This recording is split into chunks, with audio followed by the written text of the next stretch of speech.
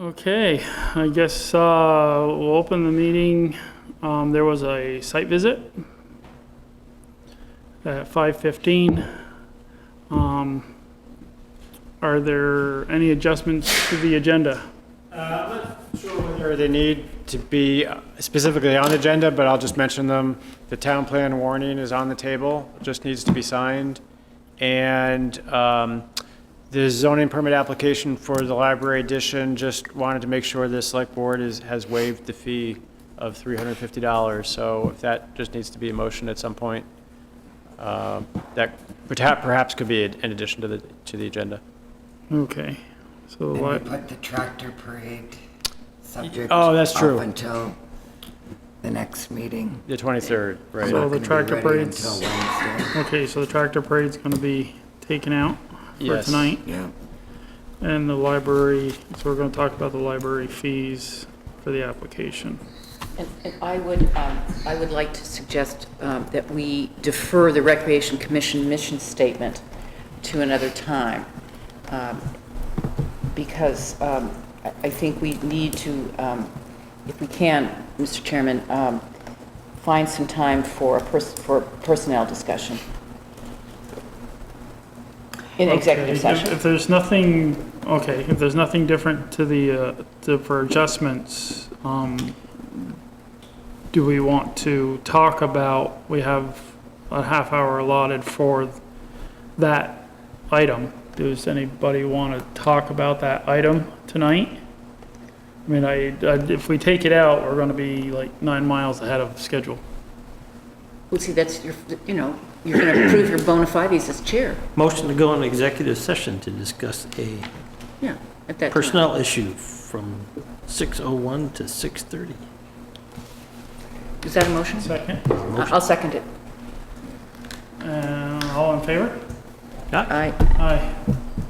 Okay, we're gonna go into executive session for, I'll make a motion to come out of executive session. Second. All in favor? Aye. Aye. No action taken. Let's see, the next thing, the repurposing of the old playground equipment. Did Matt tell me to give you any information? No, I think at least some of it was moved to the road commissioner's, the highway building, but I don't know what the status of it is. I know several people have asked about it. Okay. Is there That's anything left at the beach? I'm not We sure. need to get it off the beach though, right, Frank? Yeah, it should have been. I was hoping it was all off the beach. I don't know if it is, and I told him I'd go down with him and get it if he needed me to. I'll check tomorrow on my way. 'Cause I haven't looked, so. I can check tomorrow. Okay. Okay. Improving the town hall accessibility of entrance. Town hall, so what's the issue? Matt said he was interested in exploring options to improve the accessibility. I think a few years ago, someone did try to come in and they were able to get in, but they said the front door is the hardest part. So we're looking at maybe automatic doors? That might be a possibility. I don't know if that's the only I option. mean, I would assume so, since there are 2 doors, it'd be nice if at least one opened automatically, Might be, yeah, the outside one. you know? So, Now, part of that's probably somebody just adjusting the closers. Yeah, I don't know the specifics. Matt said he was going to check into it, and I Yeah. don't. I mean, you don't need to have electric doors for handicaps, but closers need periodic maintenance, and if they're not adjusted right, it's too hard to pull open, or they slam shut too fast. Usually there's adjustments for yeah. speed and for how much tension Right. it closes it.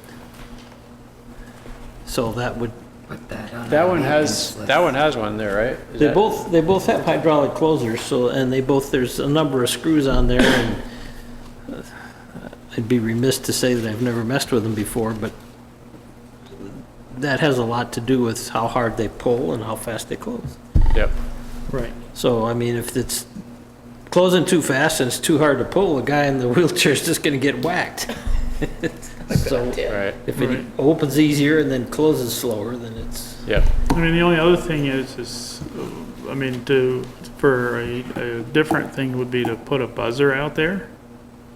I mean, put like a doorbell, you know, Right. a Have someone handicap open it. doorbell, so if they need assistance, they can push a Right. button and somebody can you know, help we them just in. have to follow the What?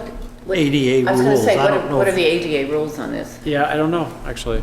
And maybe that's something that League of Research. Cities and Towns can Yeah. help us with? A buzzer, I mean, they have to be able to get in on their own. They can't be required assistance, so they, you know, if this door doesn't work, we'd have to put electric one, but doorbell thing is not ADA okay. Okay.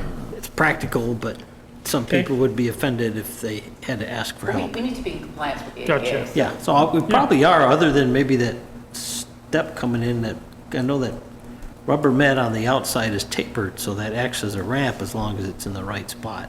Right. Okay. I don't know who we'd check with for ADA compliance, maybe VLCT could help us with that. Right, yeah, I can check with them. Tell them that, you know, we want to make sure our front door is compliant, Right. We need to be. Yeah. they could point us in the right direction. Right. I mean, they haven't written us up in that regard before, which they do an inspection every I few years. don't know how but- downtown Burlington functions in being ADA compliant because it just can't, but Yeah, Right. I don't, it's, anyway, that's probably for a professional, so Yep. All right.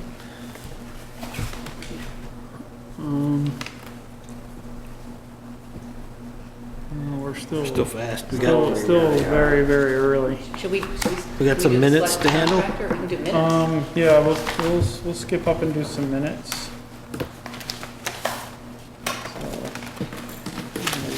make a motion for the minutes. I know I haven't looked at any of the minutes myself, so. For August 26th, is it? Yeah. I'll make a motion to, Approved. approve, thank you. The As draft amended. of minutes as amended. second. Thank you.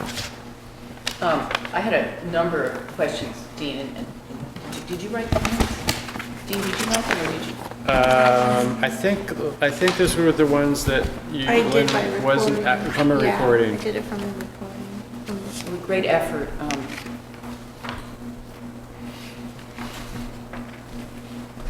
My first issue is on line 68, 69, and the issue is whether the amendments to the town plan can be put on the November 5th ballot. And also, Dean, the question of whether the wastewater ordinances can be put on that November 5th ballot. The email that I read from you, I interpreted to mean that the next available time for a vote on, first of all, we have to have a vote on the ordinances. And second, that the next available time to vote on the ordinance would be a town meeting. So, Am I wrong? do you want to change the minutes? Is that what? No, I wanted to ask about both of these. Okay. I guess, do you want to treat that separately from the minutes? No, I wanted to make sure that the minutes reflected. Right. So the town plan can be on the November 5th ballot, which will be what you would need to sign on, it's on the table. That's up here. So that's a warning that would basically warn the vote for November 5th. The wastewater ordinances are a little more complicated. Technically, they don't need to be voted by the town. An ordinance is adopted by the select board. There is a provision that allows a petition for requiring a townwide vote after the select board approves an ordinance. And I think we got into that discussion because there has been some discussion that there may well be a petition submitted once the select board, if the select board approves ordinances.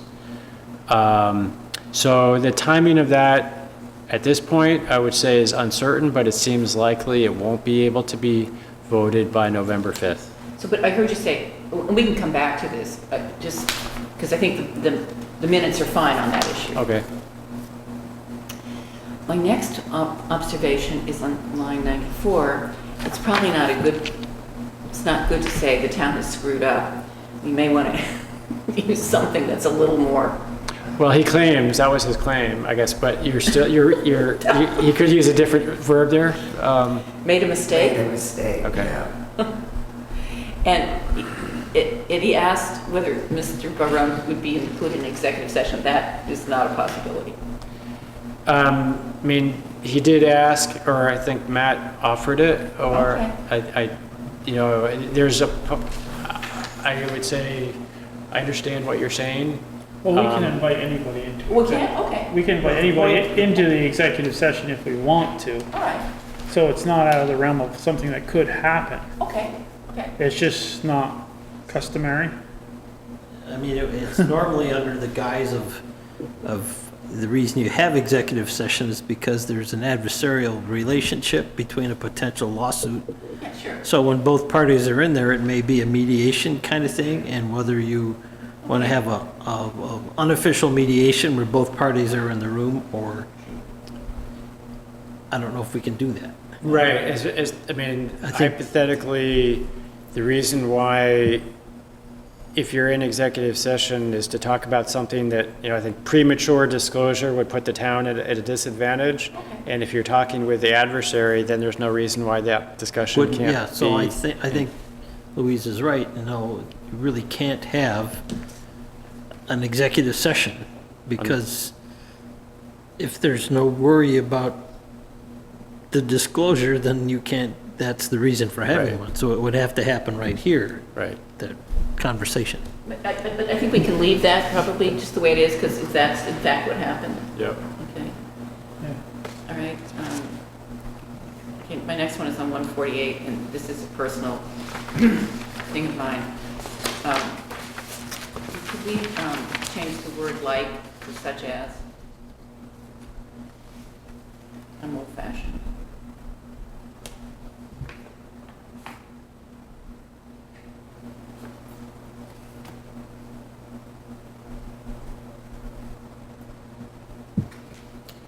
My next thing is on 171. To change the speed limit, do we have to have an ordinance change? Yes, and Okay, that okay. is in the packet. Yeah. Okay. I just didn't realize it was an ordinance change.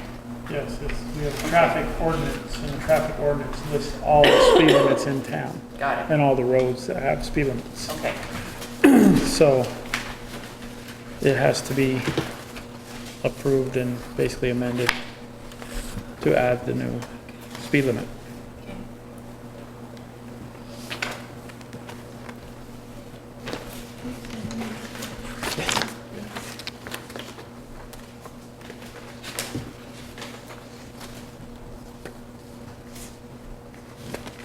So I'm fine with the rest of them.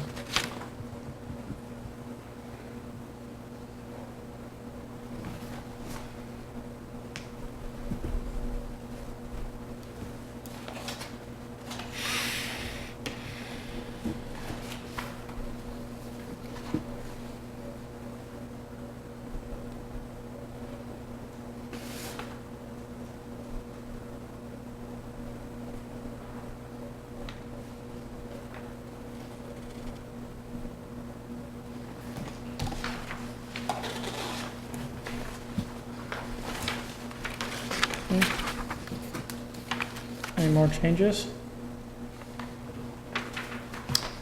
Nope.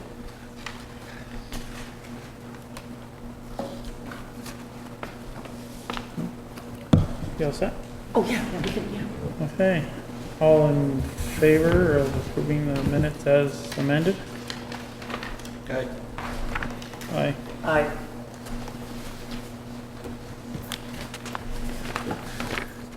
Okay.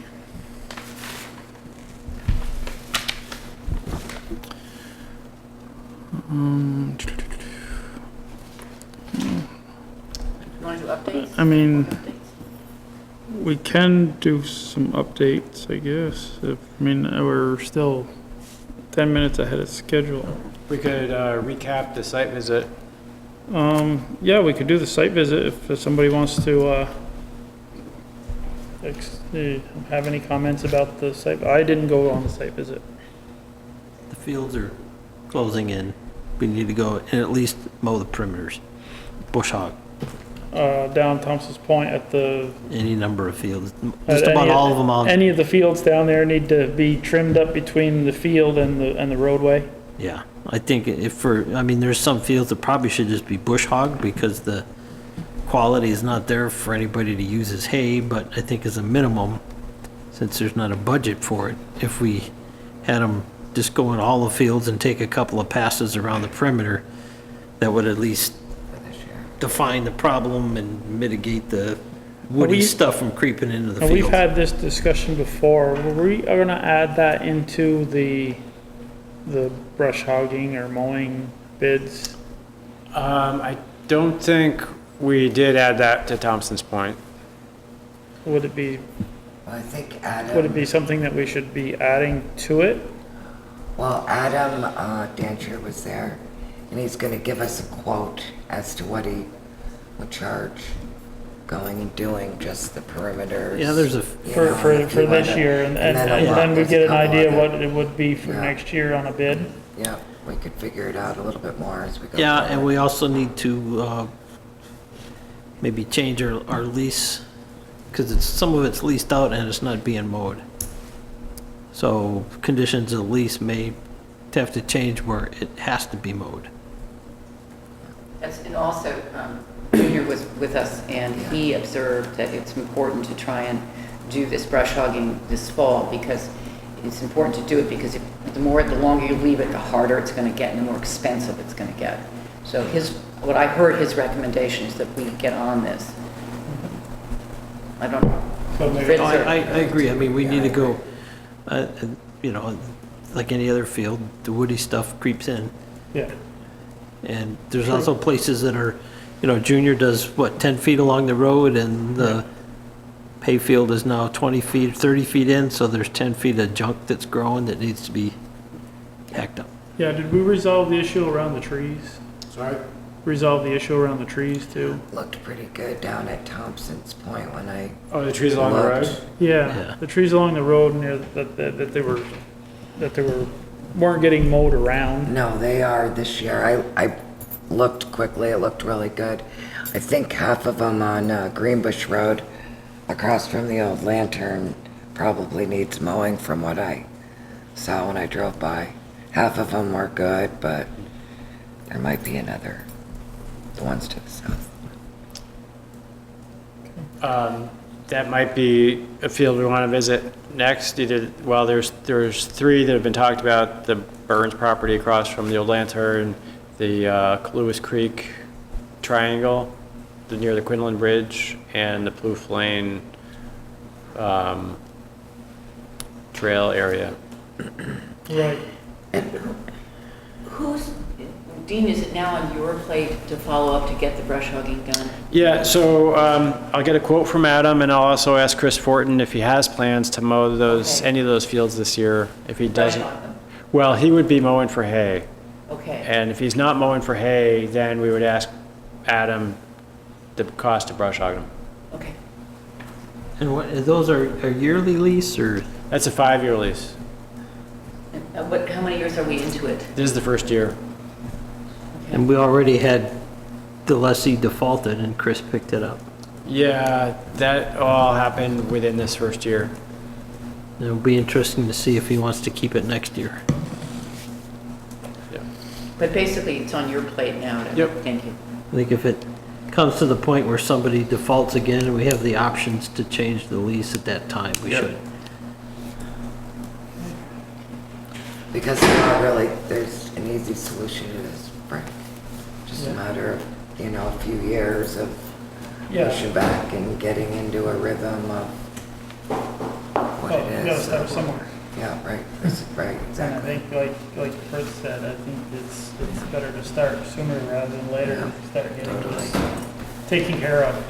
Junior's very happy about it too.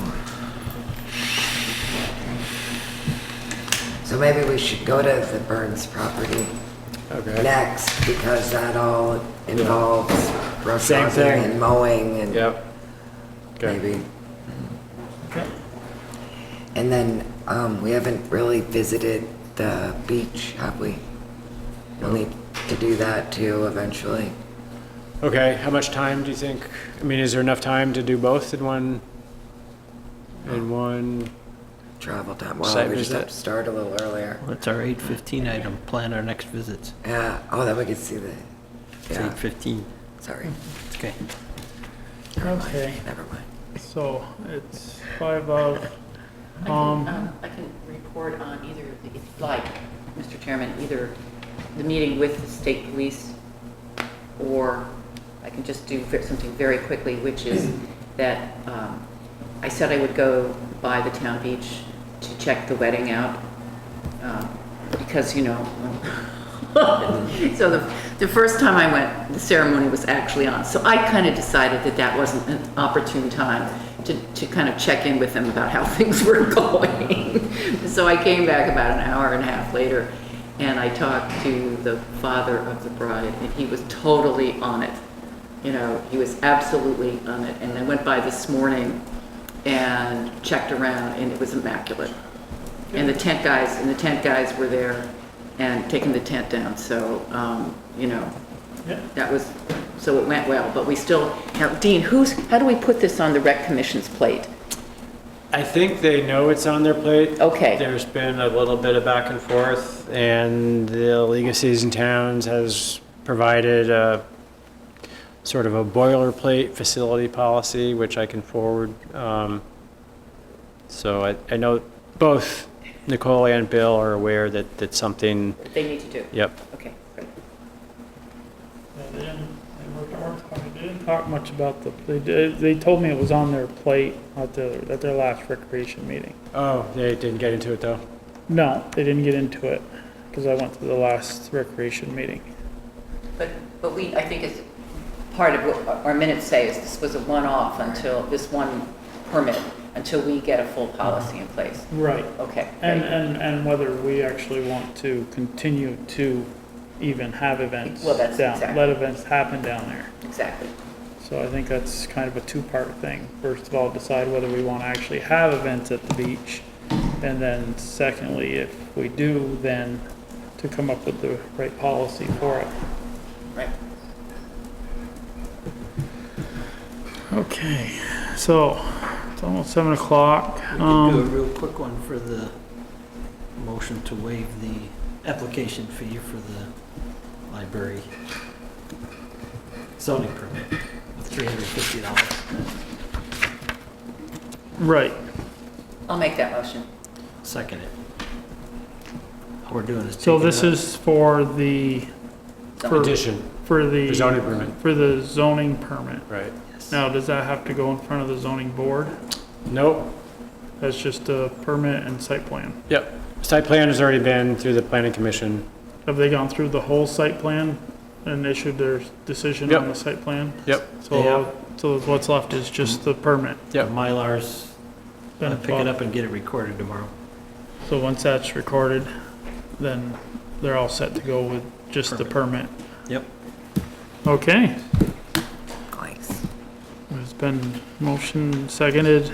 All in favor of waiving the fee for the Aye. library? Aye. Aye. Thank you. Okay. We've done a whole bunch of other stuff. We'll end up leaving here early. Cool. We're just way ahead of schedule, So it's nearly 7 o'clock. which doesn't usually Let's, happen. let's so. look, does anybody have any public comment? Not yet. That went quick. I don't, are we gonna get into, selecting a contractor? Are we waiting for Junior? No, I can Well, let's do that. provide information for that. Junior and Fritz and I met with, Ashley Bishop, the VTrans District Project Manager, and we talked about reducing the scope of the contract. In other words, the proposal had a lot of what are called bells and whistles, things that we don't need. And she felt that we can basically make it a lot more concise. And then also I checked with Dubois and King. So the two bids we received, Dubois and King was the lower bid, 68,000, and Golder was the higher bid of over 100,000. So after that meeting, I checked with Dubois and King about would they agree to a contract that if there was a service that wasn't provided, they wouldn't charge us. In other words, we would have a total, but if there was, say, if it wasn't required to do a wetlands delineation or similar type of service, then they wouldn't charge us that amount. And they said, yes, they're okay with that. I think we would still reduce the contract to be more specific as far as what the services we want from them. But if there's a gray area, we might include that service, but if we don't need it, then they wouldn't charge for it. So do we have a list of what's required and what was offered in the quote? Yeah. They added more in their proposal than what we need. Okay. They had some, the short version is they had a bunch of cover your butt stuff in there, because nobody knows what you're gonna get into when you start digging in the ground. Right. Well, So- because it's a question, because Junior was unsure of what's causing the issue. Yeah, the engineer's not either. They're gonna do some, You know, the crux of the thing is to do some borings to see what's happening, see what's down below the road. Right. So, and then there were some things about wetlands, so it's a lot of that stuff, depending on what the fix might be, what the And how design far fix out- might be. And how far out it has to go and how Yeah. it affects the wetlands, depending. If it does at all. If it So- does at all. They had covered everything, and we said, well, as long as we can do this on a, more of a, if you don't need to do it, don't charge us for it, kind of thing. Right. Which is good.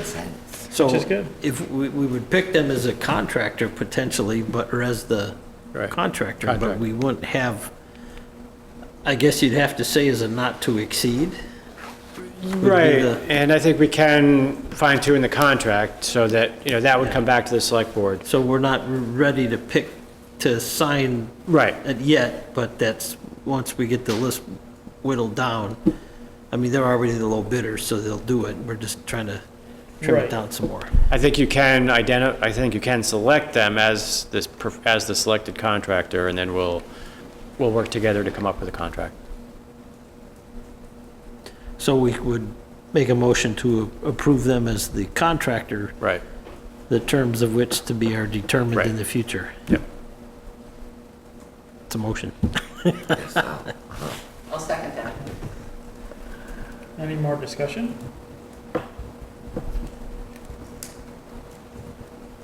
All in favor? Aye. Aye. Discussion at a later date. More details. Discussion on more details at a later date. Awesome. Okay. I'm still way ahead of time. You're doing a great job. Yeah. Well, that's just because things got taken out of here so quickly. I don't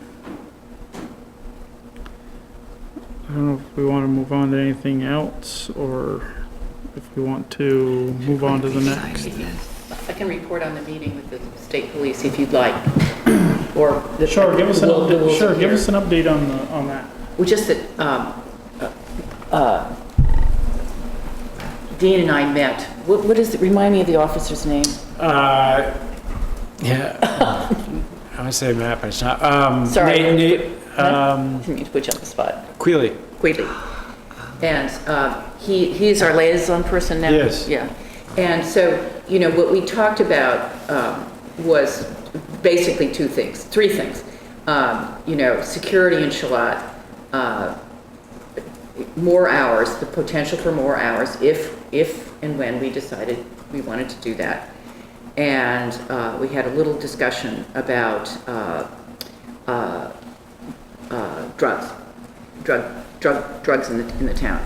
And I'll make this quick. He made a point, which was, in his opinion, and Dean, keep me honest here, that the most important thing that folks can do to assist the state police is have a home security camera or something, so that if there is an issue, and this is not going to help in the immediate event, but it would allow the state police to figure out what had happened.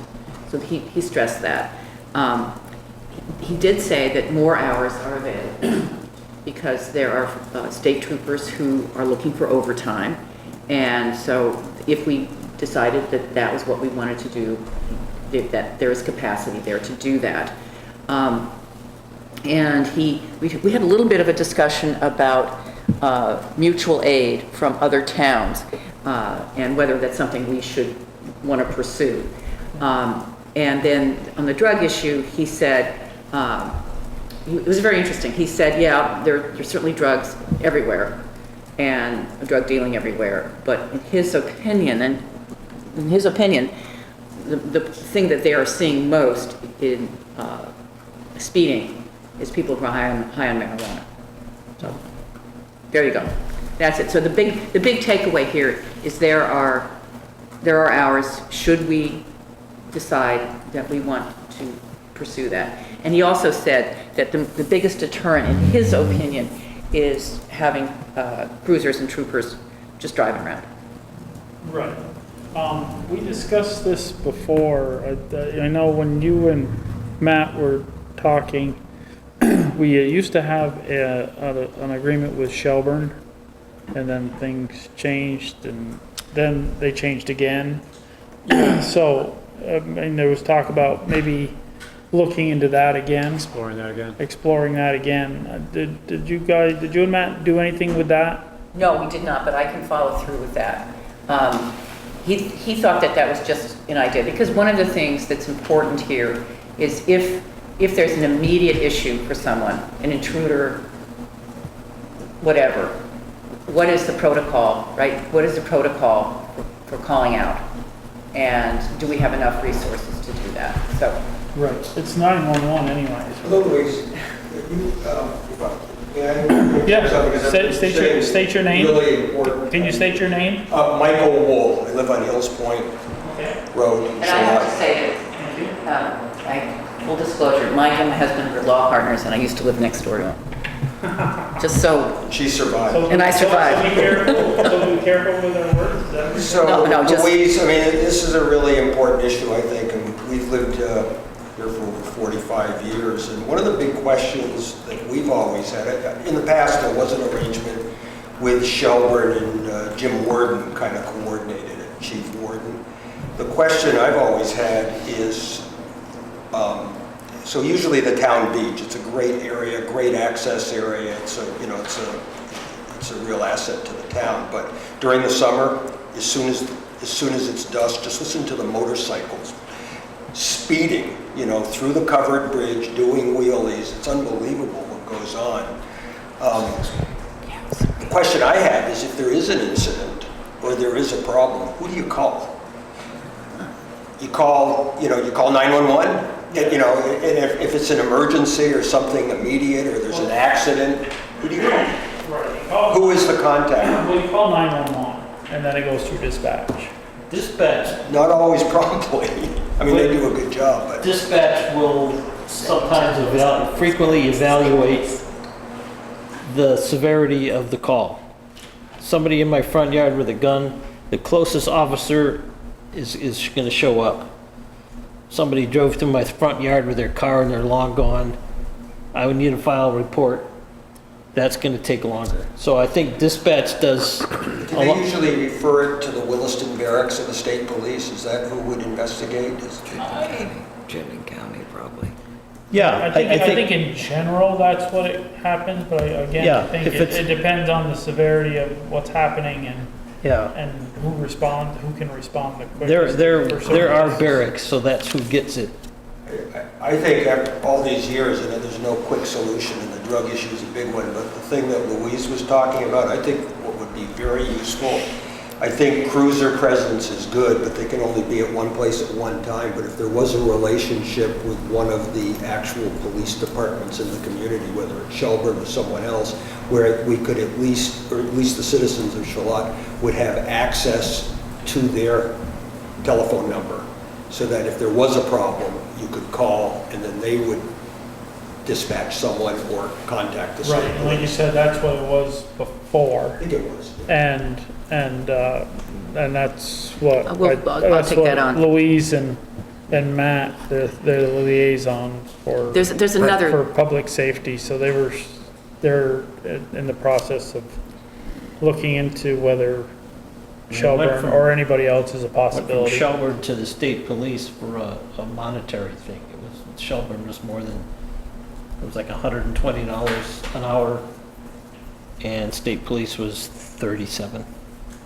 There's another catch too, which, we may want to write an article for the paper about security. Another catch is if you live on the lake and you use your cell phone to call 911, there's a very good chance you will get directed to the Essex barracks, because the tower.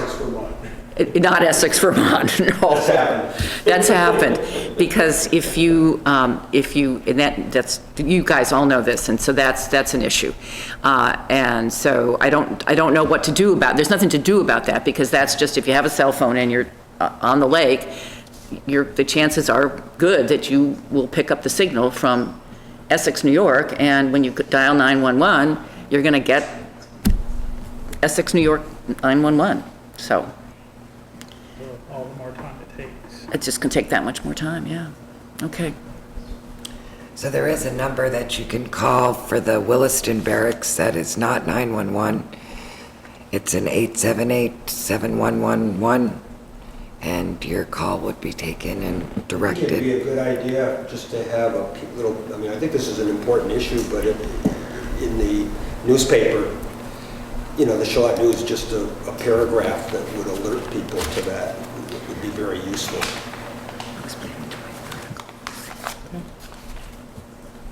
Thank you. Anybody else have any updates? We're almost on time now. Well, we can move to the 7:15, which says short-term rentals. Anybody have any comments on the board? Most of the regulation I've read has been directed at ways the municipality can collect fees for it. What did you just say? I said, most of the regulations I've read seem to be centered around how municipalities can collect fees. So I'd like to hear from the Wolves, because I've read everything that you've provided, and I read the Supreme Court decision, which clearly just said it's up to the towns. And I read the VLCT, Vermont League of Cities and Towns analysis and summary. So I guess I would ask you guys, or anyone here, what would you like to see in an ordinance? So, may I take a stab at this? It's a difficult balancing act. As I said, having lived in Charlotte for over 45 years, and it's a great place to live, and I would never complain about real estate taxes. We have great schools. It's a great community. There's a difficult balance between property rights and what you can do with your property as an owner, and a balance in terms of maintaining the integrity of a neighborhood. We raised this issue 2 years ago, and we had I thought, a very productive meeting with the Planning Commission. I think, Dean, you were present at that. And basically the ball was going to be kicked over to the Selectboard, and this was 2017, and nothing really happened. I could go through and give you a whole litany of issues of why we think it's a problem in our particular neighborhood. And it's not just a NIMBY issue, it's an issue in my mind of, again, the balance and protecting, you know, we pay high property taxes in certain areas, and being able to enjoy our properties without, you know, if our grandkids are playing in our yard, that, you know, 6 cars coming down the driveway quite fast saying, is this 175 Hills Point Road we're renting for 4 days?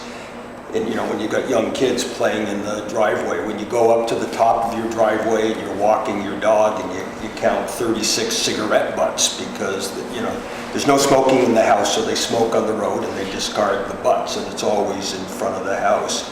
Or if you're paying $1,500 a night, which is what the going rate is for one of the houses on Hills Point Road, the way they cover the costs is you typically will have a minimum of 4 families. One time this summer I counted 8 cars at 175, and the people are all nice. I mean, it's not about we don't want these people in our neighborhood. The question is, we're in a single family residential zone, we pay high property taxes, and what happens is you end up with a transient neighborhood, you end up with noise, you end up with it's really a nuisance, and there's safety issues. 2 years ago, one of our neighbors who's since moved out, Kristen Baker, there was a rental next door, and a young guy showed up at her, she's a single divorced mom with 2 kids, showed up at her door drunk at 3 in the morning and propositioned her, and she was, you know, quite upset about that. Chrissy, my neighbor, you know, is a widow, lives alone, and basically has to watch the constant turnover. I'm not saying people shouldn't be able to rent their properties, but we're not the first ones to have to deal with this. And what other communities have done, what Fritz said is correct. A lot of communities have used it as a revenue raiser, and maybe it should be. The problem is the revenues that are raised typically don't cover, aren't a deterrent, because if someone's making $1,500 a night, if they get fined $500, it's still a good return on their investment. Communities, New York City, Charlottesville, the model ordinance, I think, in the country right now is Asheville, North Carolina. They've dealt with it, and what they have basically said, in order, again, to protect the integrity of single-family residential neighborhoods, you can rent your house, but it has to be, they tried 30 days, they didn't think that would work. They actually have a 90-day ordinance. So that 90 days a year? Well, it has to be, there has to be 90 consecutive days for any particular rental. So you could do 90 days and then follow it up with another 90 days. So a minimum rental period of 90 days? Minimum state, right. And the idea, the notion is to cut down on the turnover and the transients. What most communities have done, again, from San Francisco, Boulder, Colorado, is a lot of them have, at least they start with a 30-day minimum rental. So that gets you away from the 2-day, 3-day, you know, the motel aspect. The other issue that I think it's important, and I know the town health officer came down at one point when there were, I think, at least 14 or 15 people in this particular rental. We all take our water from the lake.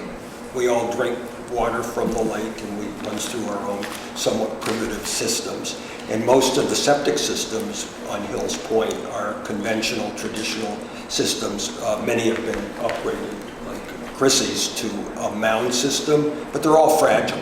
And, you know, it's bedrooms, bathrooms, and how much can the septic system accommodate. But when you get 15 or 16 people at one point in time, it has an impact. And I know the town came down, and when we actually complained that the smell was quite abhorrent that particular day, it didn't appear. But it's clearly an issue, and it's something that ought to be dealt with.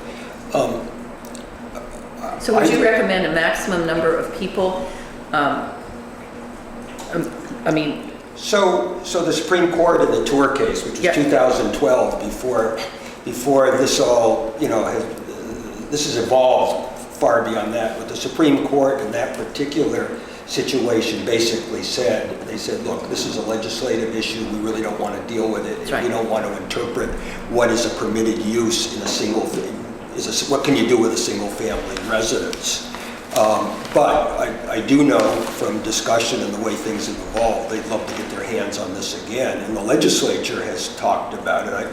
I've spoken to our state senators, and I've talked to the governor about this, and they're just waiting. It's like everyone's waiting for someone else to do something, but no one's really doing something. And I think there's an opportunity here, again, to be fair and to be reasonable and to enact something that would, be a fair balance. I mean, I'm retired. I'd love to rent my house for 90 days during the summer and get $1,500 a night. If my neighbors can do that, I can certainly do the same thing. But I'm not going to do that because it won't be fair to her and it won't be fair to the people on the other side of me.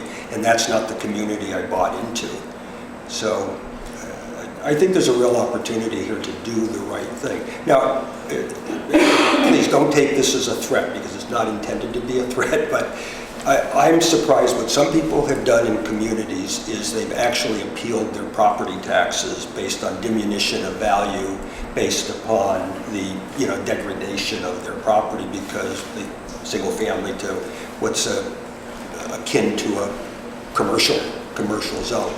I don't want to do that, and I'm not going to do that. The other thing that could be done is if you read our ordinance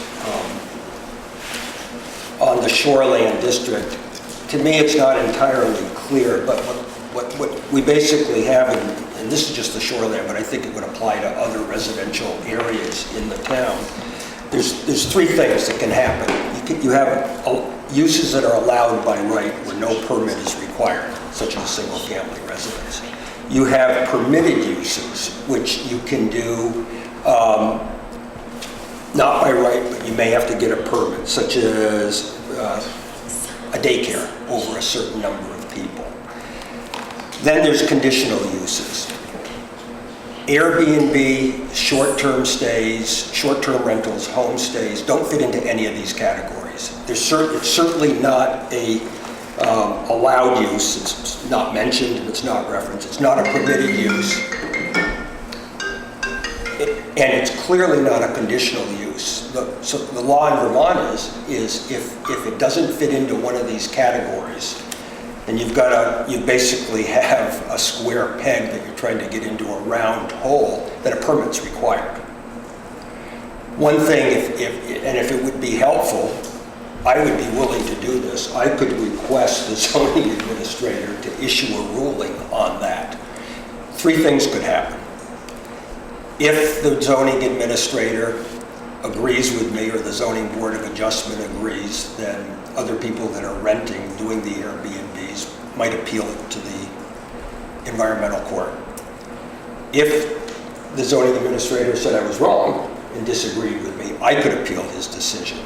If the zoning administrator refuses to take action, then I can appeal that, the ability, if no action is taken. So if the town doesn't want to deal with it, and the only thing I worry about with doing this is, so if whatever happens in the environmental court, it would end up back in the Supreme Court, and either the Supreme Court would agree, or the Supreme Court might say, go back to the town and enact an ordinance, and that would be after the town incurred a fair amount of legal costs. So that doesn't seem to me to be the most reasonable solution.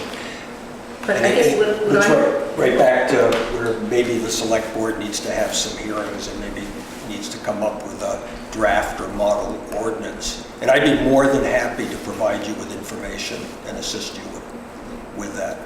Well, I guess the question the question for me is we clearly have the authority to create an ordinance.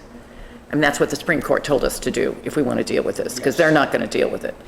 And so the question I have is, what would be in, what are the conditions that need to be in that ordinance? That's really what I'm asking. They in the League of Cities, or the report to the Vermont legislature is actually what I read. They reference the Virginia ordinances, but it doesn't say in there what the keys are. So I mean, like, are the keys having a minimum number of days to stay? That's the key. Maximum number of people per bedroom. I mean, I'm just making this up. You're basically saying all the stuff that they cover. It's all reasonable. Yeah, I mean, what you're saying. I mean, I'm just trying to figure out how do we find out what would be in a good ordinance.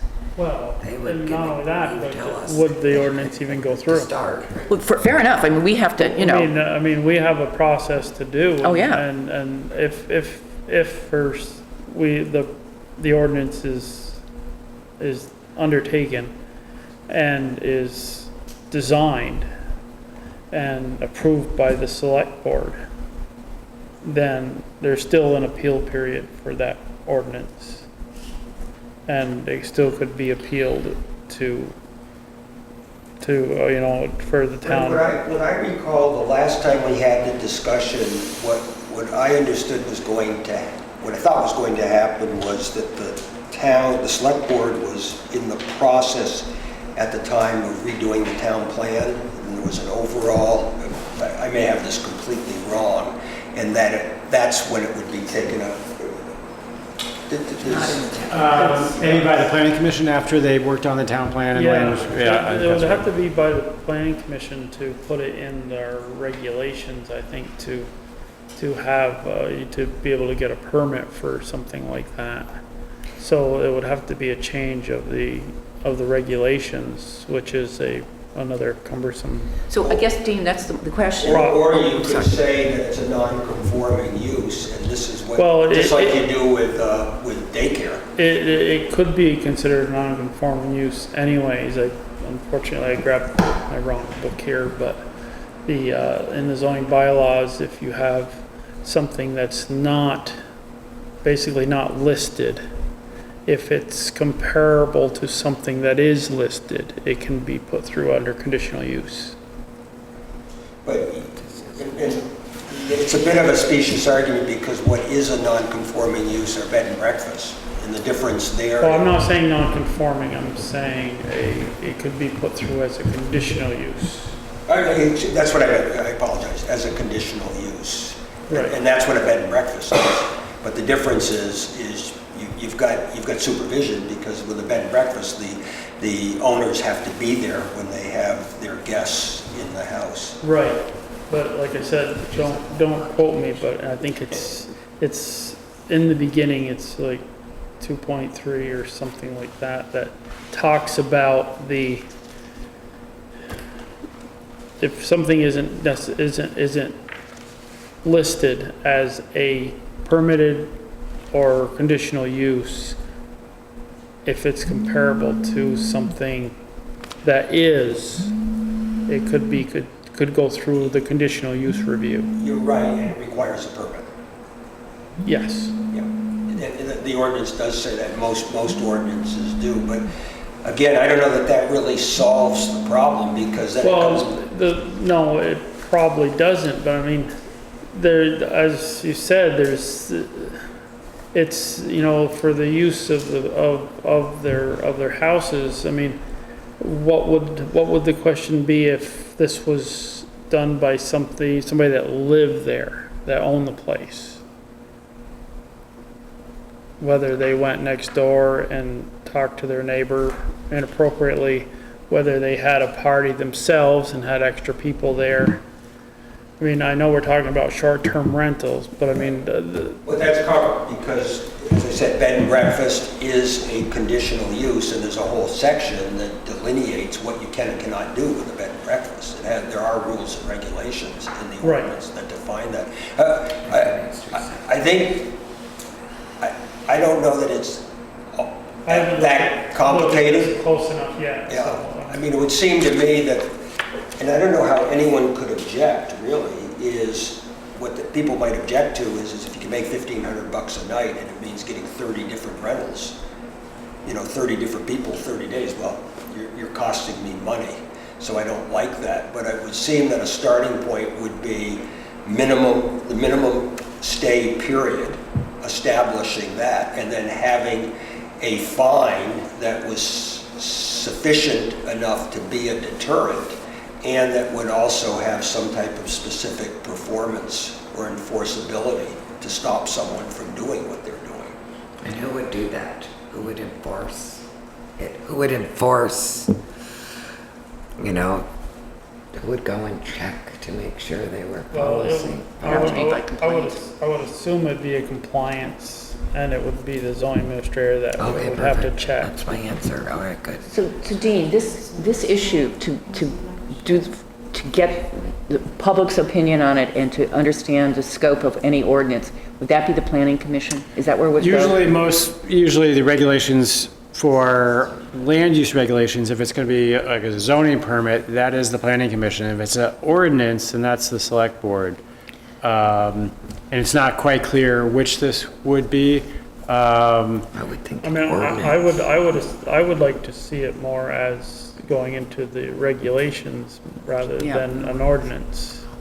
So that would start with the planning Planning commission. commission. I will say, just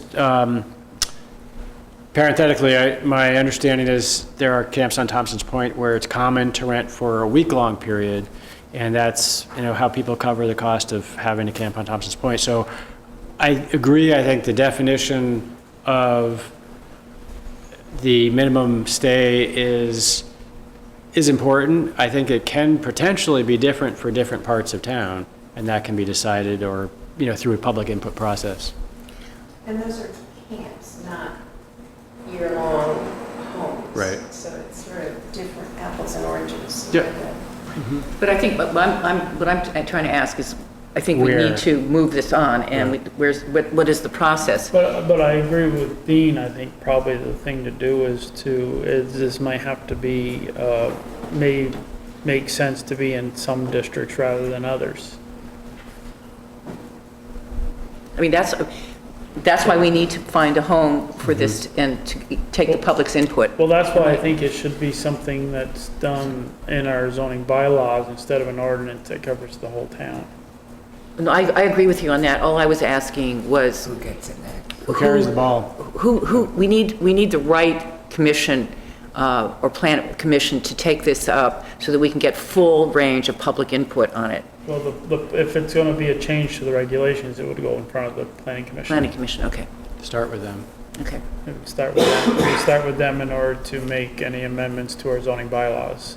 Although I think when we had the meeting with the planning commission 2 years ago, their response was it really needs to be done by the select board. I suppose there is a process that the select board can start a amendment and then hand it off to the planning commission to go through their hearing process.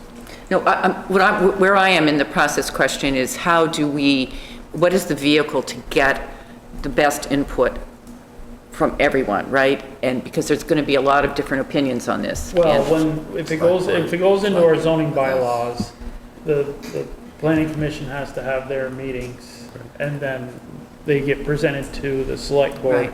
And then the select board has their open meetings about Okay. all the proposals, all the amendments. And then the whole thing gets voted on by the town. Do you ever do a joint session We could. as far as input is concerned?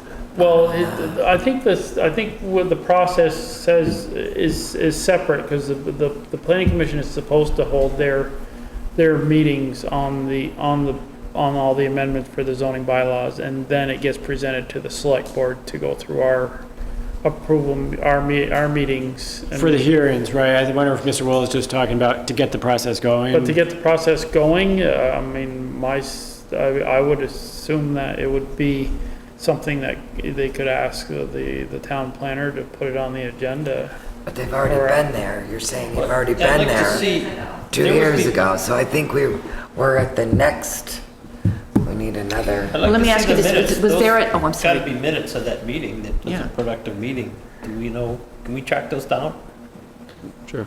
Because where I am is, Then that Yeah. can get us up to where at mean- least the planning commission was. Okay. Well, yeah, and we can look at the information that was then and see where it needs to go from there with this. One of the issues that was raised at that meeting as a way of proceeding was to raise it at town meeting. That's my memory of that And conversation. I'm not quite sure how that works. but- And we were out of Well, what town, you that's do is great. you would, I would assume it'd be an advisory motion. Right. You could do it that way. I mean, that's a possibility.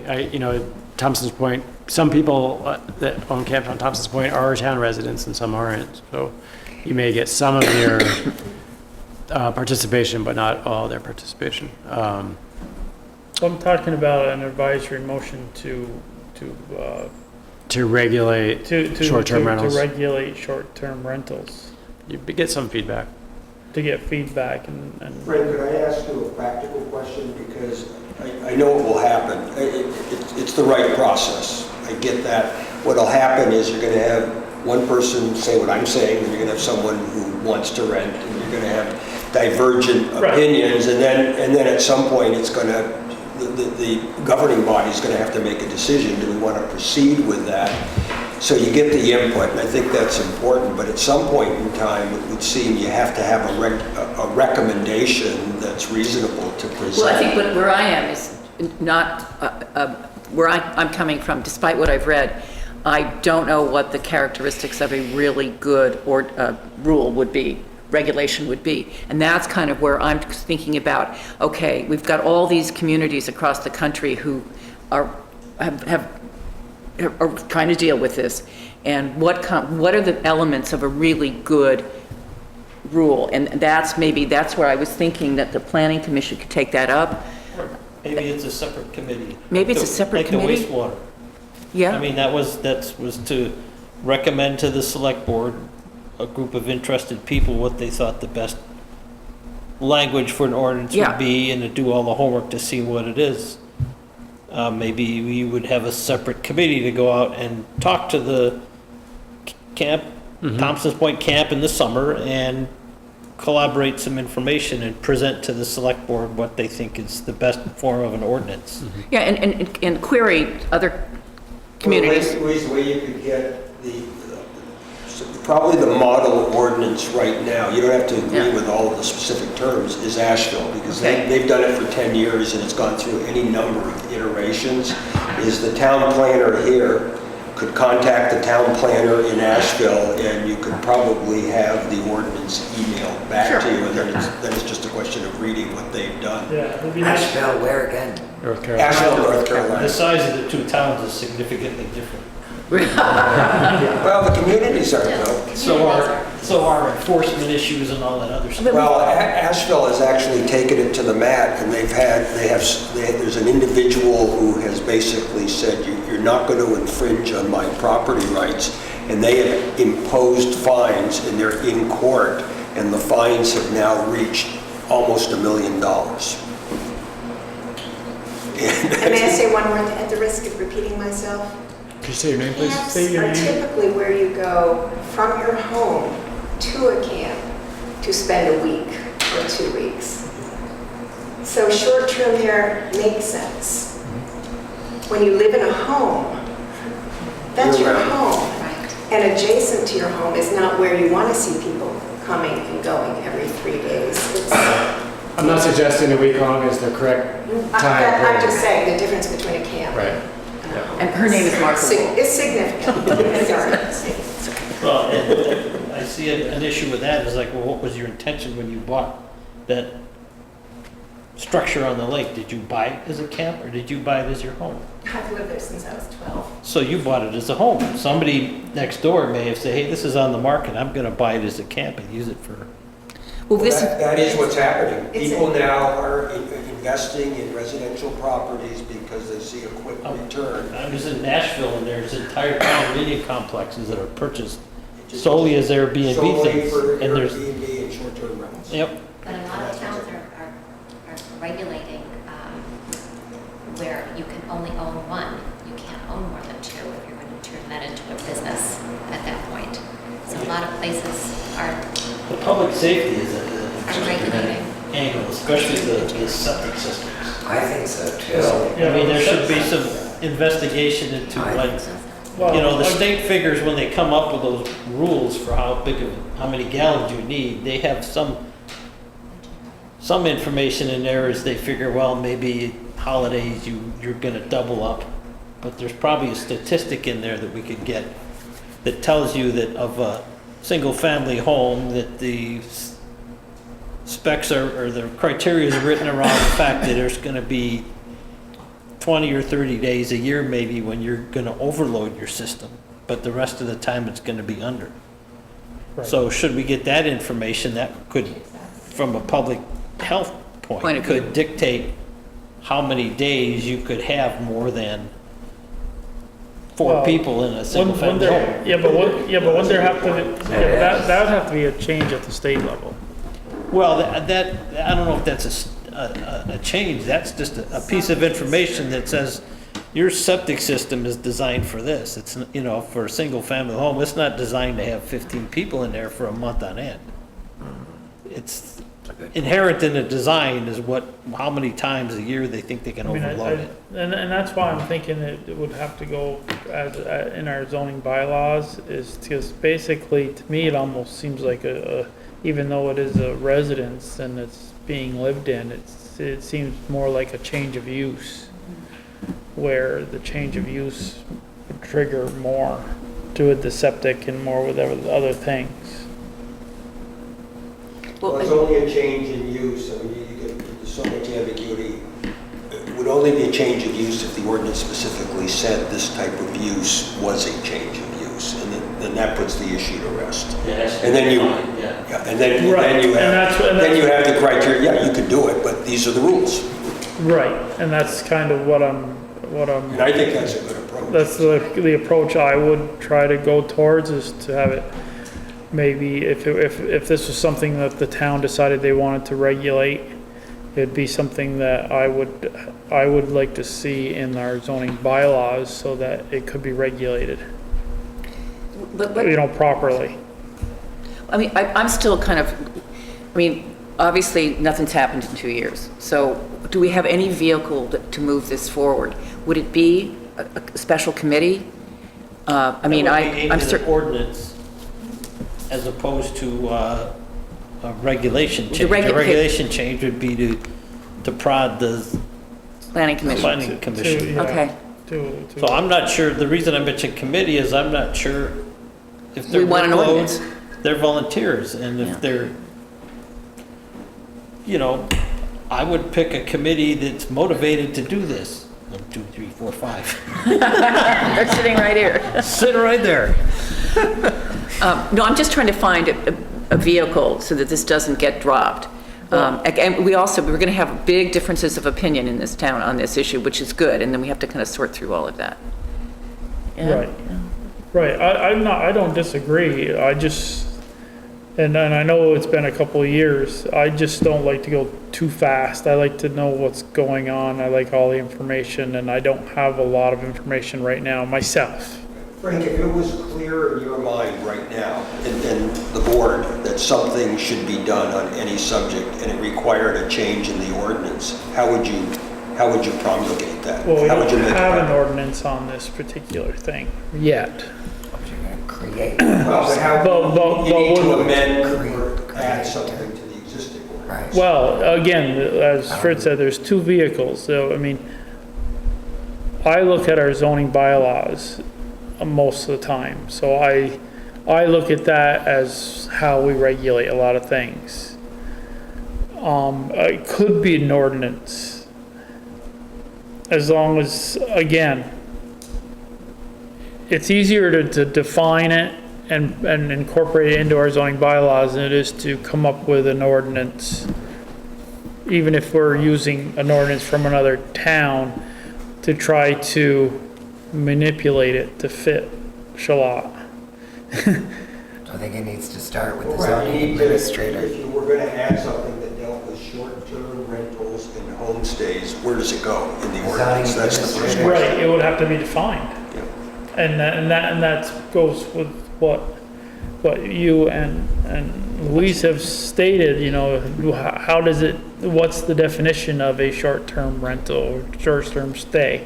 I think, so this doesn't drop, I think maybe we should have Dean or Daniel look into an ordinance from Asheville or somewhere else, or a couple of them, along with coming up with the minutes from the meeting when there was a discussion with the planning people, and we'll put that, Yeah, we'll get Daryl on it It too. was May of 2017. And also, I Put that on a sorry. future agenda. Yeah.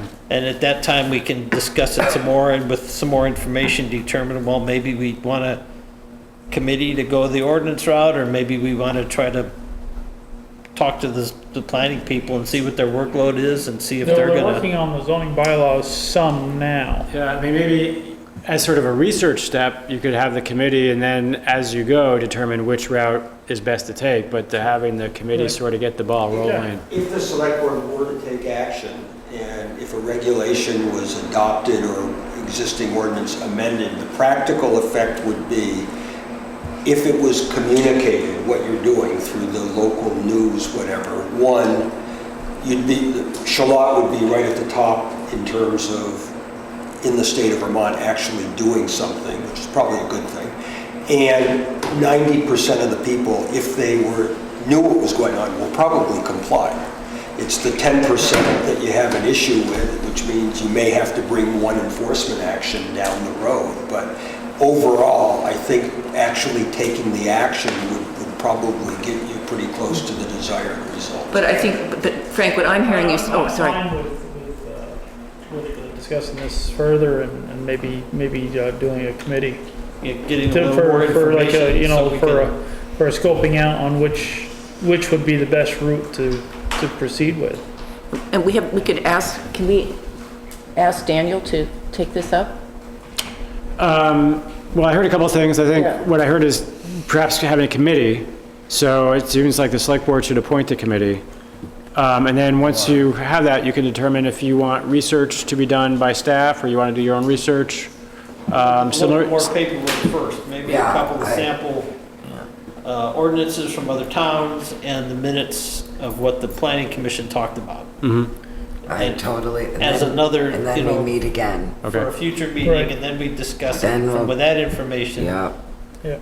We pick whether or not we want to go with the committee, probably an opinion as to what the workload of the planning commission is. Well, it depends on whether we go with an ordinance Right. or the regulations. Which may have, that's what I say, that may have you know, impact on our decision. Right. at some point, that maybe a legal opinion from the town attorney would come into play as well on that issue. Right, after we got enough information, then we could, if the board desires, we could ship it off to the attorney. But between myself and the zoning administrator and town planner, we can come up with the other ordinances from other towns and provide that to the select board. And kind of, minutes. And the thank you, minutes. some research on what are the, for me, the issue is, what are the key issues? What are the key components? Okay. Yeah, and I'd like to have a hard copy in my box. I like paper. Read it a little bit, but I was eventually like paper. right, Thank you, guys. so, yeah, Thank you. thank you. for listening. Yeah, But now we have to act on that. We will. we'll go forward. Okay, now we're behind. We were, Will you consider us rude if we leave? no, we'd be delighted if you left. Well, the fun's, I don't know if fun's that's just the proper starting. word. These are old friends. Thank you. Okay, 7:30, Thompson's Point Association authorization to apply for conditional use review and for zoning permit for construction Could you folks come of up to the water front row, treatment please? and storage facility. Got somebody talking about that, do we? Sure. you It'd be can come up. nice to, well, that way we hear you. If you want to talk, all I ask is that you state your name for the minute taker.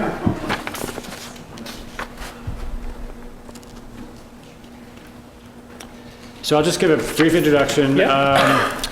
The select board has authorized the conveyance of an easement to the Thompson's Point Association for upgrading the water system. And now they need to apply for conditional use review and then a zoning permit to actually construct it. So this is, because it's town land, select board is the landowner and would need to authorize that, those two applications. Okay. So to start with, my name is Pete DeGraff. I'm with Otter Creek Engineering, the association's design engineer for the project. Miriam Murray, I'm a co-president of the association. I'm John Paul. I'm a member at large of the Thompson's Point Association Board. And I'm Wish Curry. I'm a sort of co-vice president. Vice or some president. vice president of the executive committee. I'm just working with you. And just a brief summary of what we're proposing to do, and there's some preliminary plans in the select board's packet. The association needs to, as Dean mentioned, needs to upgrade their water system. Their existing elevated storage tank has proven to be too costly to upgrade and maintain. And the existing pump house that's on the lake shore, on the lake cliff is probably a better way to describe it, is in need of upgrade as well. We actually viewed it last week, Did you? 2 weeks ago. You didn't fall through the floor, Yes. right? Okay. So what we proposed with the association is to construct a new small building just downhill where the existing storage tank is. That building would house pump systems, some water storage tanks, and the filtration system. That would replace the need for the elevated storage tank and the need for some of the improvements that are on the lake shore. So as Dean mentioned, we need to apply for a zoning permit for the new building, and as property owners, we would like your endorsement of what we're proposing to do. Right. So this has to go through conditional use approval through the zoning board. And we need to give authorization for you to apply. Is that- Right. I will make a motion to authorize Thompson's Point Association to apply for a conditional use review and a zoning permit. I'll second. Okay. Any more discussion? How do we separate this from being a municipal water supply system? I'm just thinking that Well, there are some private water systems in the town. yeah, There- so we're authorizing a private water system to be built. Well, it already exists. On town land? Yeah. Okay. I want to make sure we don't fall under the, Yep. okay, now your municipal water system, we have to provide the engineer, the water quality and stuff is not going to be the town's responsibility. The state of Vermont clearly has the association as the water system. Yes, and that's true for the other private Yeah. systems in town. The town of Charlotte is not noted at all in the state's permitting process. And that will show up in the conditional use process? Yes. Okay. Is there a building there now, or is this just a whole new? No, this would be a new building, Okay. new wood frame structure. The area is currently pretty overgrown. There's a lot of down trees in there, but we've tried to site it so that we can clear just the minimum of what we need for the building and the water storage tanks, and still provide a vegetated buffer between the road and the building. So it should be set back. It's set back from the road. Should be pretty invisible from the road itself, at least during the summer months. It's more than 250 feet from the shoreline? Yes, it is. And just as a curiosity question, how are you treating the water? We're pilot testing this summer some membrane filters, and those have been pretty successful so far.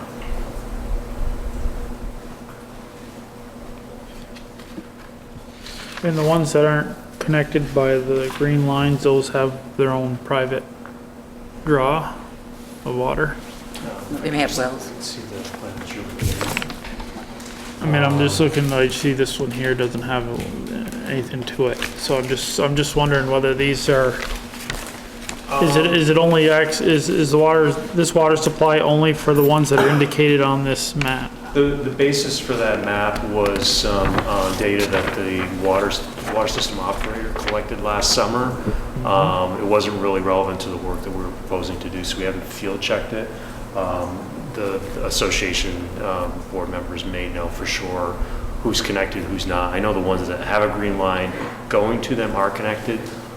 We haven't field verified absolutely every house. That one that you circled, I would guess that they're on the system, but I don't know positively. I mean, just because it goes by several other ones, there's some on the North Shore part, The some on majority the, of the houses, the cottages in that area are connected. Are there any? Yeah, there's all the houses, everything that's contiguous. From Whiskey Bay out to the end of the point, Yeah. basically. right. Here, yes, these are all connected. You can't read that. Okay. I mean, I was just, Yeah, everything's connected internally here on the inside of the bay. On the outside, these houses up on the cliff, and, yeah, so when you see this house over here, that house is indeed connected. That just doesn't show a service line. This.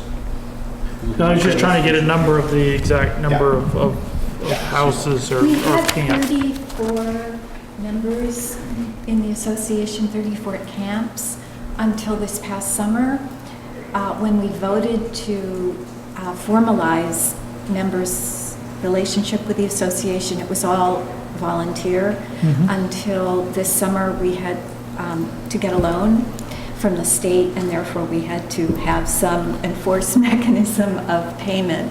So one member opted out to drill a well, got approval to drill a well, and one member has had several family deaths, and we've given them more time to decide. But we have 32 definites in out of the 34, so that's 34. And I will also Those say, camps. this is my opinion, is that I support this proposal because I think it will, I think drilling more wells on Thompson's Point is not necessarily a good outcome. Well, that was one of my questions, is recently somebody drilled a well? Yeah, well, we approved it. Yeah, we did. Maybe I missed that meeting. No, it's- It's not possible for all of us to have wells. They won't be successful. We're on cliffs, and there are all sorts of setback problems. Right. And besides, we absolutely love our plentiful, soft lake water. As long as it's system. filtered properly. Yes. That's my job. No, I'm not against the system. I'm just trying to be accurate, that's all. So, I mean, I'm fine with. I think it's vote. Yep. Yep. It's been Motioned and motion seconded. seconded. All in favor? Aye. Aye. Thank you. Good luck. Good luck. See you in the gym. Dean, does someone from the select board have to sign the application itself as the property owner? or We is can it have a just copy of the applicant? minutes go to you, and that would be sufficient. Okay, Yep. thank you. Thank you very much. Thank you.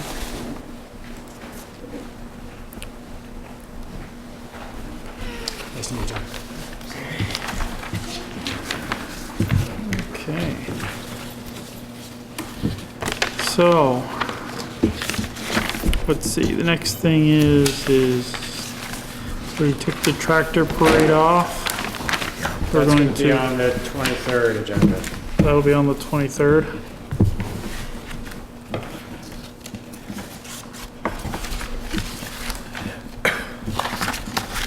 Okay. So 8 o'clock, we're almost on time. The plan for the meeting of all the town committees to discuss the budget process and open meeting law requirements. Have we, Yeah, there's a notice with a draft agenda on the table. Just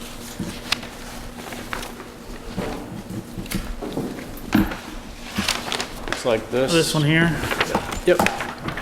Okay. What's on the table, that's why I missed it, sorry. What's the chance of getting the VLCT person to tell us about open meeting laws? To actually come? We might have to pay them. I can ask. I think they have done sort of seminars here, workshops here before on a, for a pay, contract It'd be basis. worth, I think it'd be worth a phone call. Okay, If Yeah, they, why not? why not have a professional? okay. That sounds good. If it works, it works. If it doesn't, it doesn't. But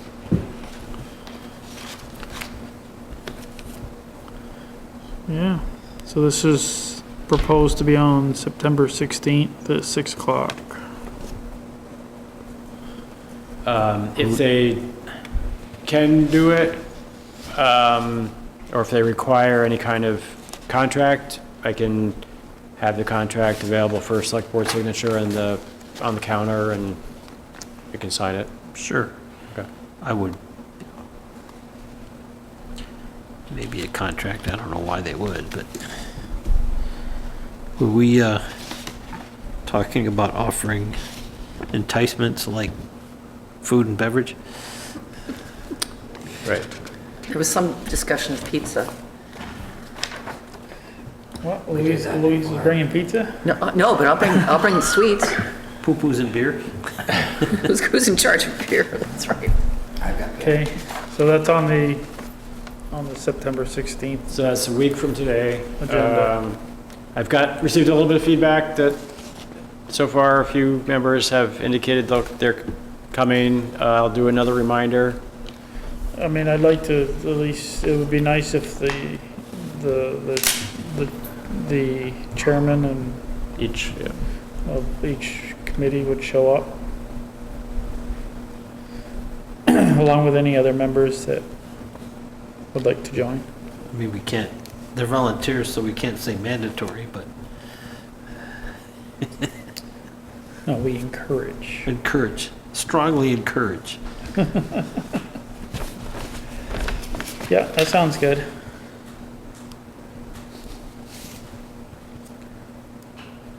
So I think last time we just all introduced each other, their oneselves, and is that in then a circle? Yeah, we did a circle and everybody introduced themselves and, we sang kumbaya.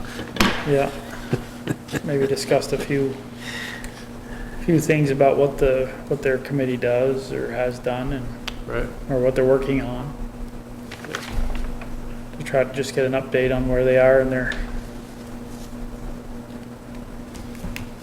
working, so. Do you want staff to attend recreation, or is that, what's your thinking around Well, that? they should be invited. Right. I would invite them and For who? Christina, If anybody. they have a budget, For Daniel. town staff? Town Yep. staff are encouraged to join in. Certainly They if- should, they should know who their committees are around town. It wouldn't certainly hurt. if they have a budget, because then they should need to know the budget thing. Yeah, They're not really subject to open meeting laws, because they're No. employees, but, no, but I mean, it's still good for the meet and greet, yeah. so Okay. they're welcome to join. And when are we going to do this? Remind me, Next Monday. Next Monday. Next Monday. so I can start baking. I guess with staff, if it's not so much whether they're welcome or they're required to come. I think, Not I required. don't know if we have to, We just would really appreciate if they could come that night. Okay. I don't know if they're generating a budget. Just let them know that, Okay. anybody's I welcome. mean. If possible. I mean, If it's up possible. to, I don't know if it needs to be required. I Oh, don't think no. so either. Definitely I think not. they're welcome to join. It's not required I think they're to welcome anyone. welcome to join. I think all It's just- all the people on it's all the just a committees request. and all staff are welcome to come to the meeting. It's gonna be a meet and greet, so we all know who all the players are in town. And what they do. And But so arrange their that- schedule so it's not overtime, so it's Right. their regular. Well, again, it's, It's only to be an hour overtime Yeah. if they are, 2 hours, whatever, yeah. So I'm fine with that. whatever. Not a requirement. And are we gonna do food? Are you gonna do pizza? Where does that go? I get at the brick store, cider, soda, seltzer, plates, Sure. napkins, Pizza. forks. Yep, Support our local yep, that business. sounds fine. Better call her ahead of time and, because wait, several days ahead of time, because that's a Okay. fair amount of pizza that Yeah, will need to be Probably 2 pieces each, or 1 piece each, or one. probably due. We don't have an RSVP. yeah, we'll let you. Okay. That's why you get We'll the leave big it- bucks, Dean. You gotta Yeah, we'll figure leave it that up one to out. Dean to make the choice. Okay. If you run out and there's an angry mob, we're gonna send them your way. Go back for Okay. more. 810, to amend the motor vehicle and traffic regulation ordinance to create a 40-mile-an-hour speed limit on Churchill Road from the northerly intersection with Route 7 extending southerly to Hinesburg Road. So moved. I think all we have to do is pretty much sign it, right? Yep, it's right here. Yep. You want to, We don't need a motion, do we? We just sign it. Right, Because we already moved it last. yes. We have an original? yeah, we made Yeah, the right. motion, We did last so time. it's basically This was just, just, Oh, no, but do we have an original to sign? yes, there's, is there, you can, if you have a clean copy, you can sign one that you have up there? or Sure. is that? We want to end up with one copy with all the signatures. Right, yes. Okay, okay, well, this, I mean, I'll sign mine and send it around. perfect. yep, sounds good. 'Cause, I mean, it was already, like you said, it was already approved, we're just signing it away. So we have another speed limit in Charlotte.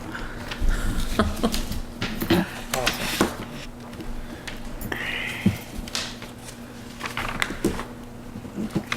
While you're signing, you could do the town plan warning? Warning, okay, good. Thanks, Frank.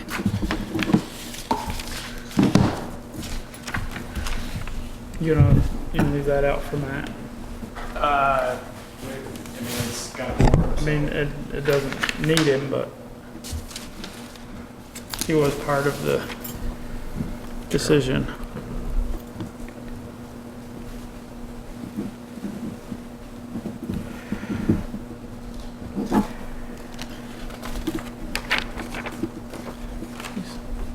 Stroke of business.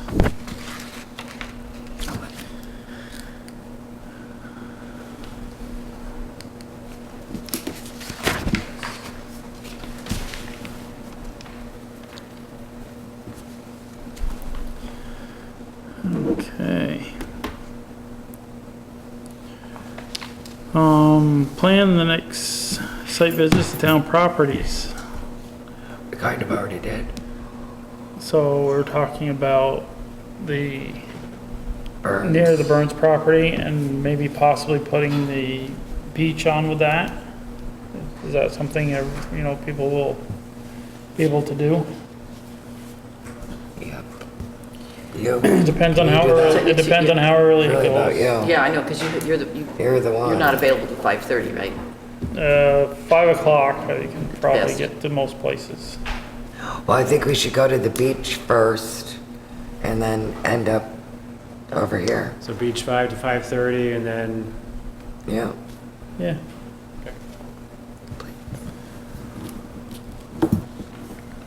Oh, that was easy.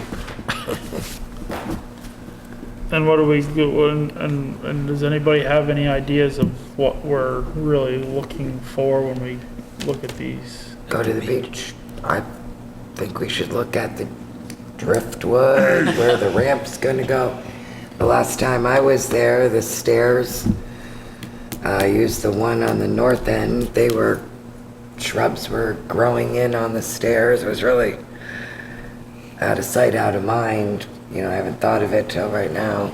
I think the That's other big, beach, but then we should look at the trees, the new trees, look at the playground again, and also, I think everything, a little there's bit a of huge everything. amount of space there where baseball diamond was. I guess it's still there, but it's not used anymore, right? The baseball diamond has been moved to, Well, once the berry farm fields got put in, this Yeah, up here no. just kind of got left. no, yeah, so we just kind of get a sense of what's out there, and there's a lot of property there, and what, you know, Right, just look at it. yeah. Maybe there's more possibilities. We could play on the playground too. Yeehaw. Hold me back. Yeah, and they were talking about the wetlands permit. They had a wetlands permit going on, and they were looking at parking. So it might be something else to kind of look at when we're down there. Absolutely. I think if there is additional parking, it would need to be up where the horseshoes are, in that, if they're, to make additional parking in that area. Right. When I talked to the rec commission, they were talking about parking right in between the bathhouse and the green in the middle. Actually expanding it there a little bit between the entrance, the closed entrance that goes up to the play area and south, to put parking in there.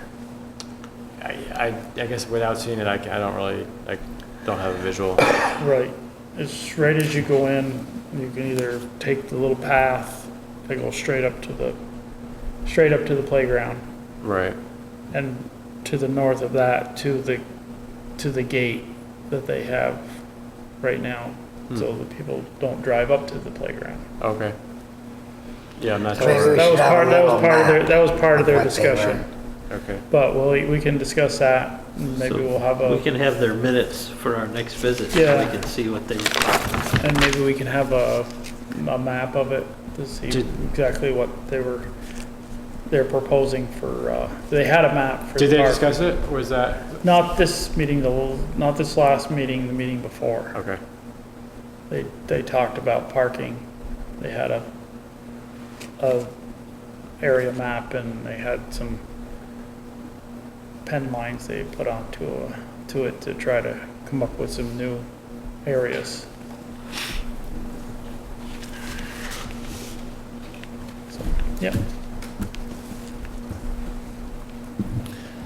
Did you,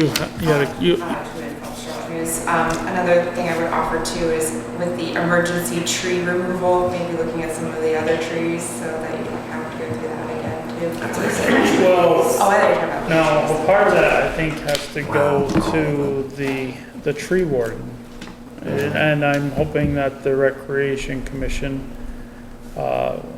since we're talking about the beach, will hopefully, utilize the services of our tree warden to get spring assessments of all town lands, not just for the beach, but for all town lands, to be able to get an assessment of what needs to be done and have the services done before the beach opens for use or any other public area opens up for use. I'm hoping that we can have the tree warden do a little more work in the spring too.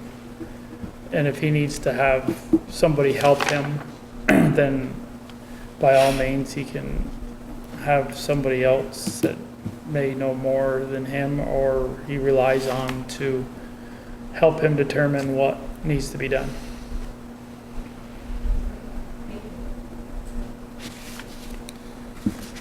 Arborist opinion. Okay, so take care of that. We've already done the minutes. Are there any more select board updates? I do have one more. I went to the hearing today for reset properties at the court.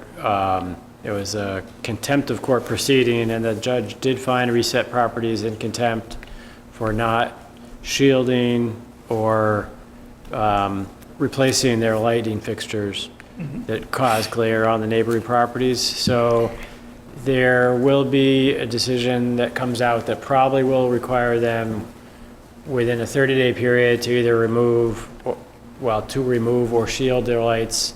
If they don't do it within a 30-day period, the town will have the authority to remove them, and they'll have to pay $1,000, in addition to the cost of our attorney fees. Okay. Were they present? They weren't. They weren't. Have they been present Didn't think at they would be. anything that's gone on yet? No. I didn't think so. What was your question? What's that? What was your question? If they had participated in any of the proceedings so far, and the answer was no. Have we got any response from them at all? They signed the notice of the hearing went out registered mail or certified mail, and there was a signature on it. It wasn't Mr. Kellner, but it was somebody from Reset Properties. Well, other than that, there's been no response. Right. I have two issues that I just wanted to bring up. One I brought up before, and that's the IT issue. And there was a small article in a recent Vermont League of Cities and Towns magazine about the importance of it. So I do want to follow up on that. And They are coming to in October. They are current Perfect. IT consultant. I did notice at the VLCT annual meeting, there is a discussion or workshop on that. I didn't know if any select board members are planning to attend that. We are going to have on the next agenda selecting a delegate to participate in the annual meeting. So there is an opportunity to attend that workshop also. when is the annual meeting? I think it's October. It probably is in that. You know, I'll just be cranky and say, I got something from the League of Cities and Towns, and it wasn't about the annual meeting, but it was about some fair. And it took me a really long time to find out what the date was, because the date was hidden in a letter from only one place, and it was from the letter of the executive director. They wanted you to read their publication. Apparently, that's what it was. Put it at the end. Yeah, so that's one thing, thanks. Right. And the other thing I just wanted to, and I spoke to Nicole about this as well this morning, and this is just for the future. On Saturday, there was 2 events at the same time, the Kelly Brush Ride and a half marathon. And that, we just need to kind of be aware of that. And the other thing, the half marathon, and I can say this because I've done many marathons in my time, crossed Ferry Road. Okay, and that is not if we could plan it some other way, it would be better, because you got all that traffic and you have policemen there to stop traffic. And there's a lot of ways you can do that. You can have that thing go down Whaley and turn around. So they're not basically having to cross Ferry Road. And the other thing, anyway, that's for future planning, and having both of these things. Usually they come with the plan. I know. They have their own plan to try to, to dictate where they go. It's not something we've normally done. Well, I would. Well, no, we're going to have to. If it was a problem, we can give them that feedback. They do, just as far as the 2 events happening, they normally come in, sometimes at the same meeting and say they don't mind being on the same day, because usually the half marathon ends before the Kelly Brush people come through. That's fine. And so, but the feedback to them would be about trying to cross Ferry. Okay. And there's a lot of other ways they can do it. And for a very short period of time, because it's an out and back race, you basically have runners going down Lake and coming back on Lake. And it's just a management issue there. But the crossing Ferry is a much more serious problem. Okay. So can you pass that on to Yeah, I them? can. Okay. Yep. And the annual meeting is October 2nd and 3rd in Killington. Okay, I'm away.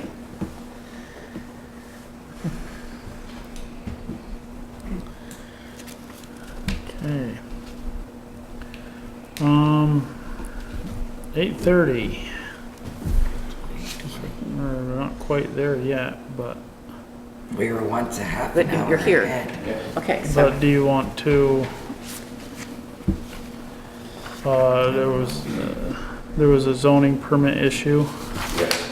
Did you get all that stuff that you asked for? No. I was looking to see that too.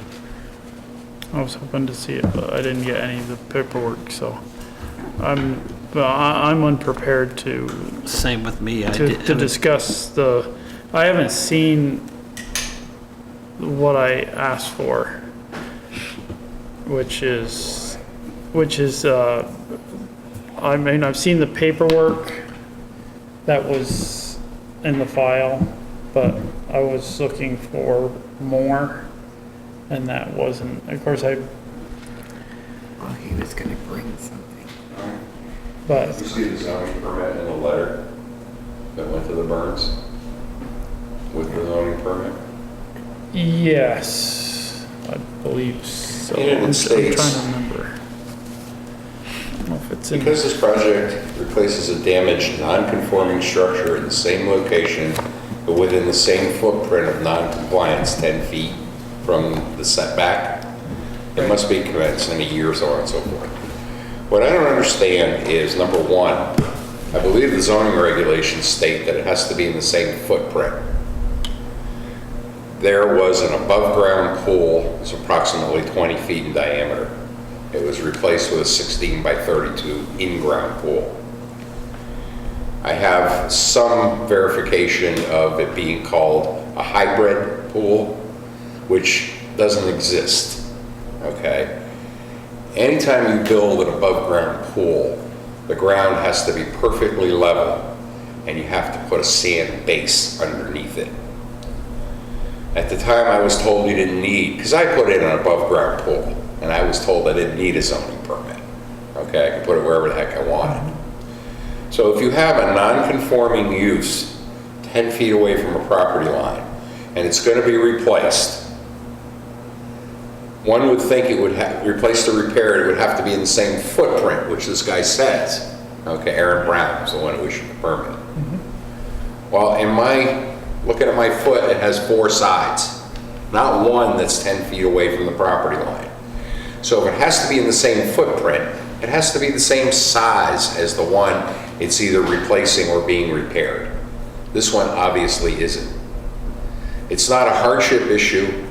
There's probably 2 acres they could have put that pool anywhere in the 2 acres and conformed to the zoning regulations of a 50-foot setback. When you build an above-ground pool, again, you have to level the ground. That would mean that if you have a slope like this side of the pool may or may not be covered with dirt, okay? That's not an in-ground pool, that's an above-ground pool. Right. If you carry that rationale out, if I had a 2x4 shed in a non-conforming 10-foot setback, I could put a 60 by 1,000-foot barn as long as it occupied that same 10-foot setback. I don't think the zoning regulations even begin to require that or intended that to exist.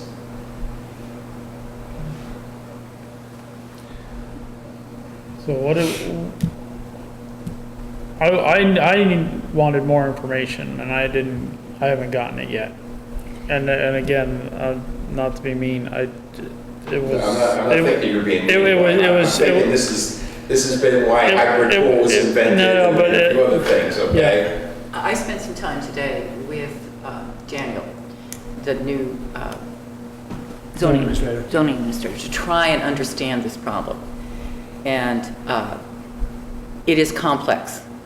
And, well, I hear you, but are you, anyway, I want to understand it because I want to address your concerns and your issues. I appreciate it, yes.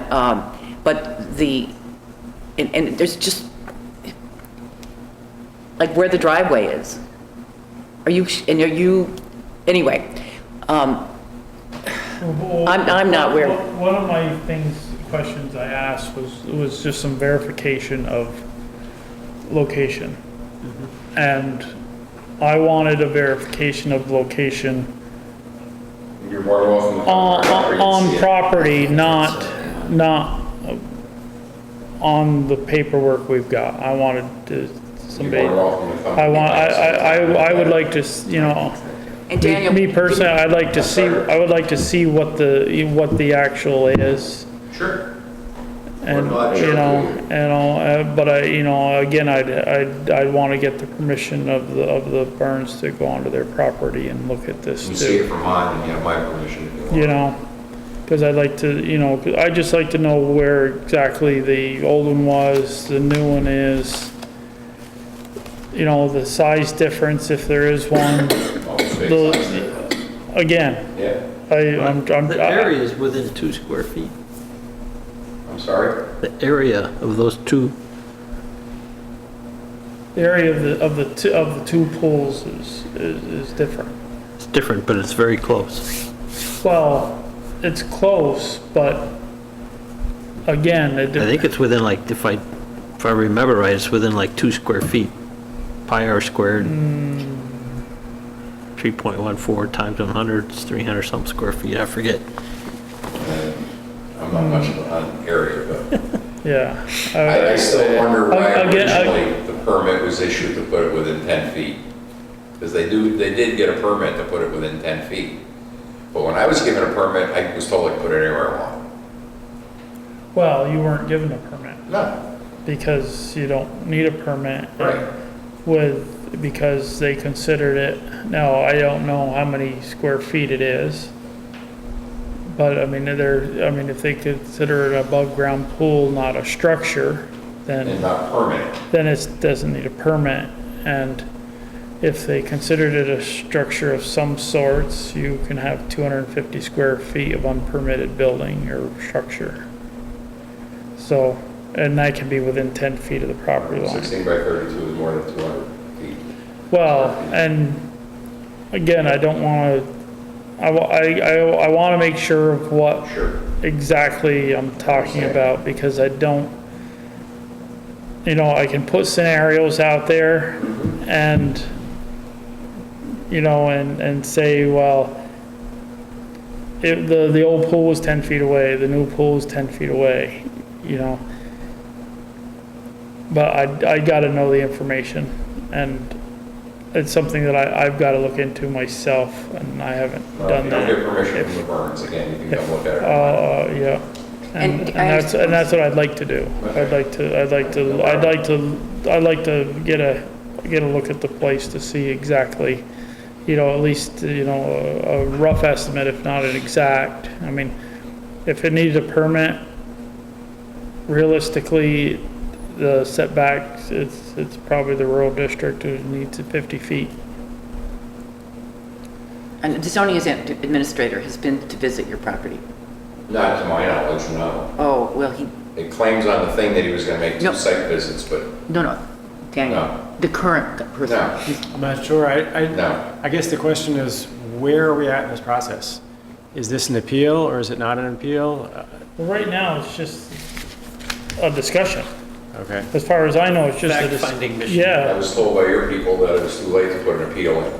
I guess I'm not clear, and I that's. mean, to me, it's just a fact-finding mission. I'm offering to look at the situation.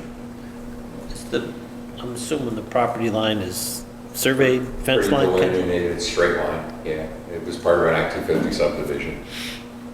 And I'm hoping that there are pins or something that can be identified so that we can look at and find out, approximately where, within a reasonable distance of where the property line is, and come up with at least a more accurate than GIS maps. Yeah, anytime. Frank, if you go, I'll go with you. Yeah, me too. Okay, so- It have to be a warned meeting, so We'll you have two to, go. yeah, I'm sorry? we could warn something. Phil? Yeah. What, a viewing? B-A-R. Can't we do that? I mean, we could, Did the phone number work? I don't know, I just soon not have to warn it, I just. Yeah. Okay, then why don't you guys- Because it's just gonna be information that we're gonna bring back to the I'll board come at a different time. for me, so if we can set up a time, me and Louise can maybe Okay, I'll go with you, sure. to go up if they want, that's fine. We don't have to have a warrant parade on your, Yeah. Yeah, More than welcome. you know, and just to get, and at this point, to me, it's just a fact finding. Yeah, I understand. Yeah. You know, I would want to do the it's, same you thing. know, it's, because as you stated, the appeal period for the permit is gone by. Well, that was another thing. And that's another, Yeah, another part of your complaint, yes. complaint, but, there is only a 15-day appeal period, and, Well, if the zoning permit was hung there within the allotted time, I would have complained, but yeah.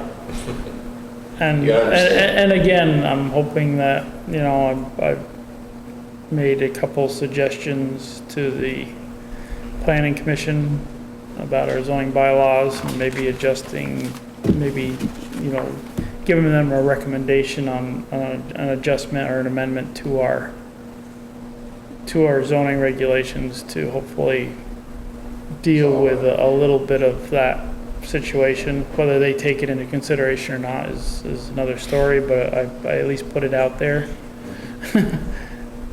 see, So that's my thing. But again, I'm just looking at a fact finding, then we can discuss it again. We can put it on a future agenda, or we can talk about it and find out, you know, where we go from here. okay. Appreciate it, thank you. I suspect after you guys fact finding, we'll want to have a discussion. Well, we're gonna executive bring it back to the select board, and it'll be like an update. session. Okay. Okay. Yep, Have a good evening. yeah, thank you. Take care.